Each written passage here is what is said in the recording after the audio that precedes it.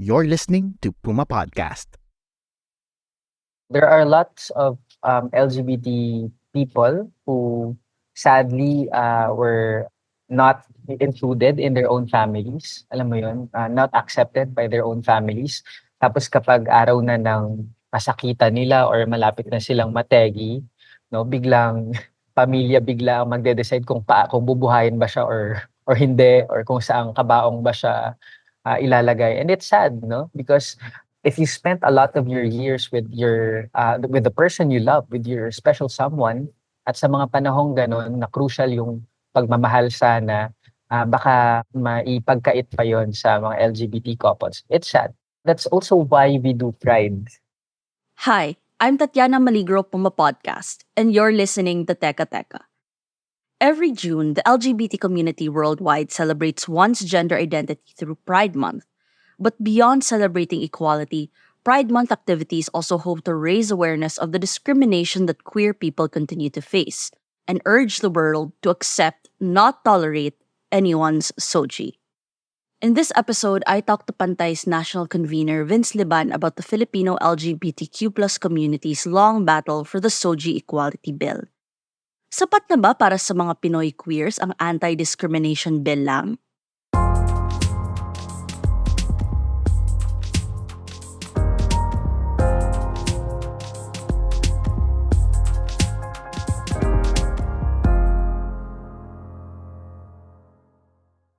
Back in 2021, the Philippines ranked highest in Southeast Asia under the Global Acceptance Index of UCLA's Williams Institute. And it's easy to see why. In 2023, over 110,000 people attended the Pride Festival in Quezon City, and this made it the largest LGBT congregation in Southeast Asia. Despite the numbers, Vince says that the Philippines has a long way to go in supporting its queer citizens. Discrimination based on sexual identity, gender orientation, and expression, or SOGIE, remains deeply rooted in institutions such as schools. I always go back to the story of two students, no? Si 3D at saka si M, no? They're both queer students of Science High School, and they study in different campuses. Yung isa was supported by their family, their school, fellow students, no? The other one, loved by their family, loved also by some of their peers, pero pinigilan yung isa na makapag-graduate. Oh my. Actually, maraming instances of bullying because trans itong isang ito, at sinasabi na wag kang papasok sa school, ganun. Wag siyang pumasok sa school dahil wrong daw ang kanyang pananamit. Tapos hinold ang clearance nung batang ito para makagraduate, no? So the difference here is yung una, si 3D, they were able to graduate at the top of their class. 1.00 ang general weighted average, the highest in all the campuses. On the other hand, you have M's na kahit sinusuportahan ng family niya, led to M's suffering from or being diagnosed with several mental health concerns. Nagkaroon siya ng depression. Despite going to the same school, 30 and M were treated differently by their school administrators, and M was placed in a school environment where they were unable to thrive and was even punished for, well, being themselves.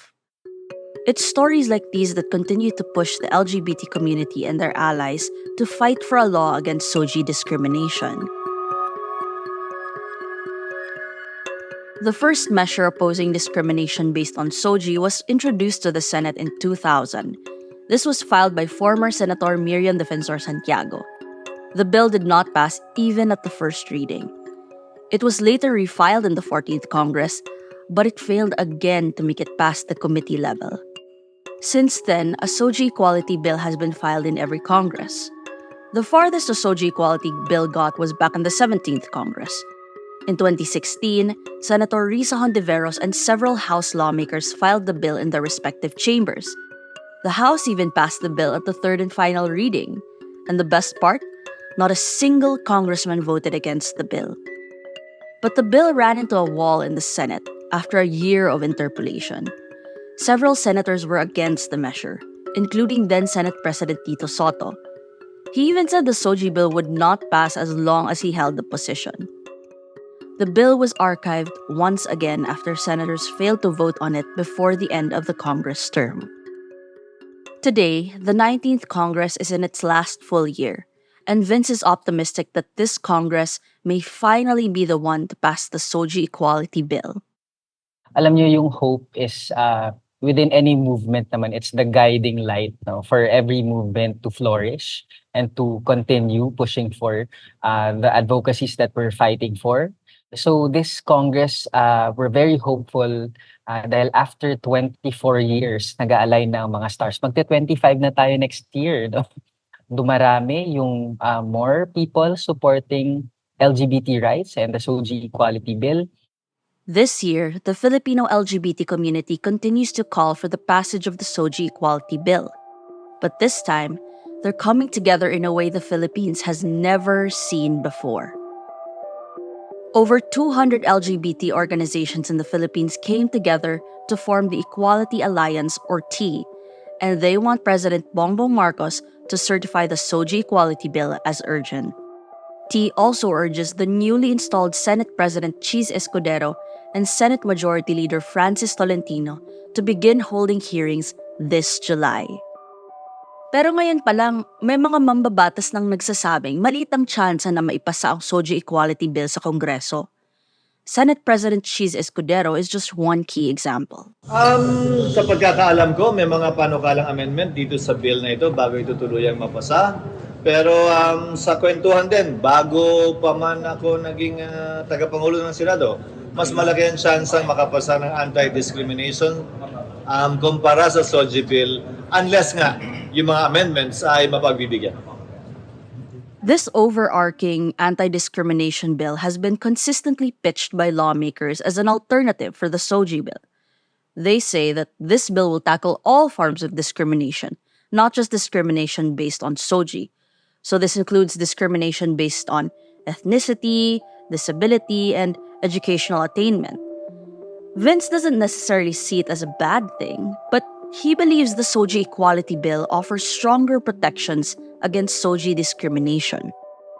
We support both the Comprehensive Anti-Discrimination Bill and the SOGIE Equality Bill because they protect everyone. Sadyang, we believe that the SOGIE Equality Bill is the best anti-discrimination bill, especially for people of diverse SOGIE-SC. Yung madalas na discriminate, halimbawa mga LGBT people, no? We push for both because different types of discrimination require different types of redress and response. If you are a person with disability at na-discriminate ka, hindi naman sagot ang isang gender sensitivity training, 'di ba? Para ma-address ang iyong needs. The same way na kapag ang isang transgender woman ay na-discriminate sa kanyang paaralan, hindi naman sagot ang pag-i-install ng mga ramps, 'di ba? Para makapasok siya sa eskwelahan. The Comprehensive Anti-Discrimination Bill it's a framework. It's an important framework, but it doesn't specifically address the needs of certain sectors. That's why we have special laws, no? For the lack of a better term, special laws ang tawag dito because it targets a specific community. Like the Magna Carta of Women, halimbawa, o kaya ang mga batas para sa indigenous peoples, mga batas para sa persons with disabilities. No? I think it all boils down to our legislators recognizing that the LGBT community exists, number one yun, and that we are also a marginalized sector. We're taking a quick break, but when we do come back, we discuss what can happen to queer Filipinos if the state gives them the protection and space they need to thrive.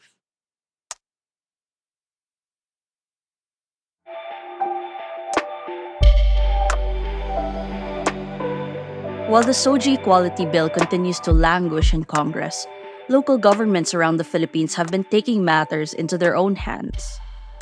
Pantay's national convener Vince Liban says several local governments have enacted anti-discrimination ordinances within their communities. they're not waiting for the mabagal na proseso ng Kongreso, no? Right now, we're counting 11 provinces, 23 municipalities, and 43 cities na nagpasa ng kanilang anti-discrimination ordinance that covers 37% of the Philippine population residing in LGUs kung saan sila ay protektado from discrimination. And I think that says a lot, di ba?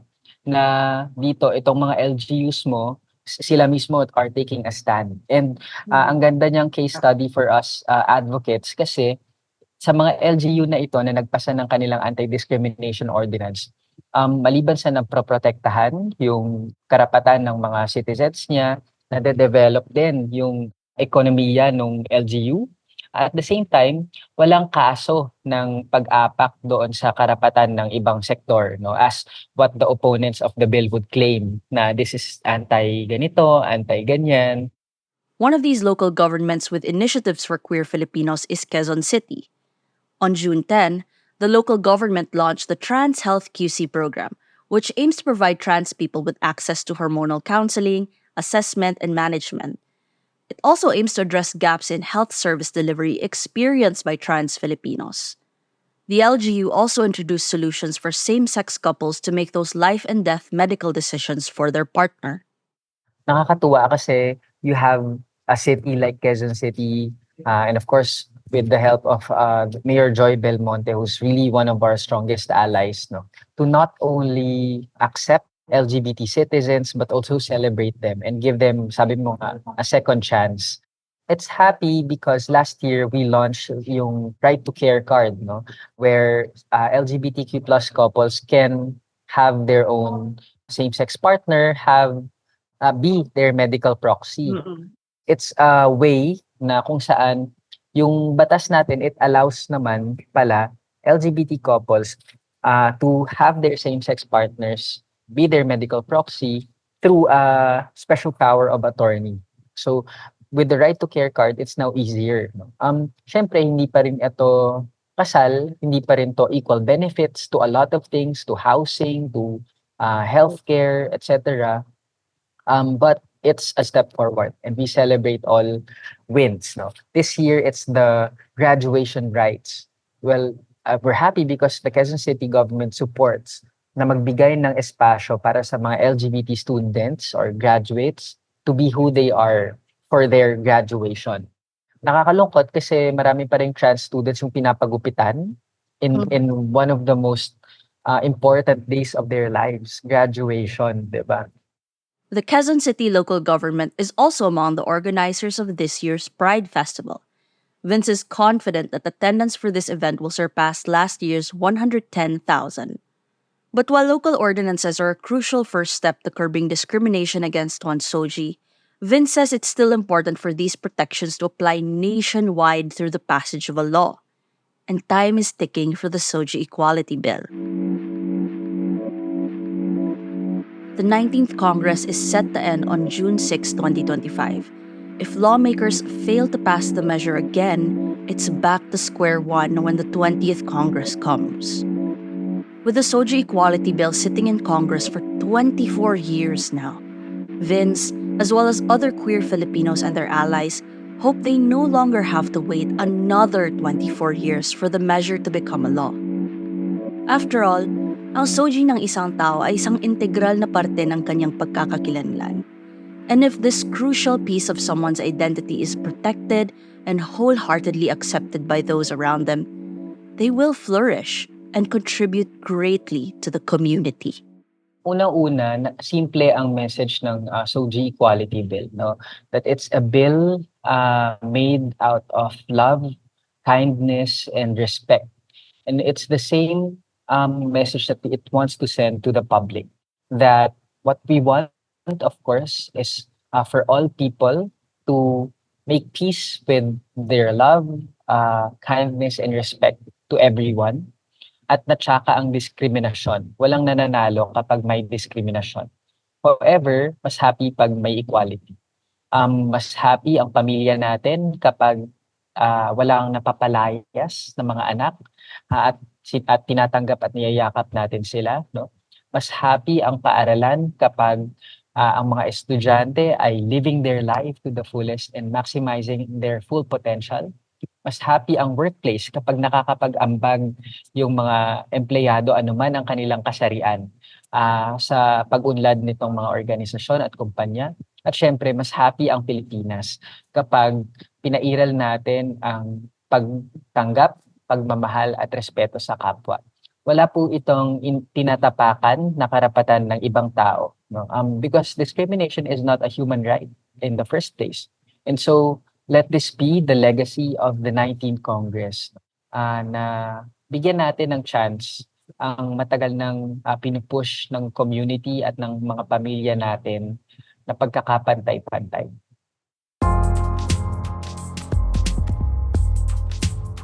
And that was today's episode of Teka Teka. We hope that this episode painted a clearer picture of the discrimination queer Filipinos go through and reminded you of the core reason behind Pride Month festivities. Because at the end of the day, Pride is a protest to urge our governments to do more to protect the LGBT community. And if you know a fellow ally or anyone who's curious about kung bakit hindi sapat ang general anti-discrimination law lang, it would be great if you share this episode with them. At happy Pride sa ating mga LGBT Filipinos. Again, I'm Tatiana Maligro. This episode was edited by Pidoy Blanco. Our Teka Teka executive producer is Jill Caro, and our editor-in-chief is Carl Javier. And of course, don't forget to follow Teka Teka and Puma Podcast on your favorite podcast app or on YouTube. Thanks for listening.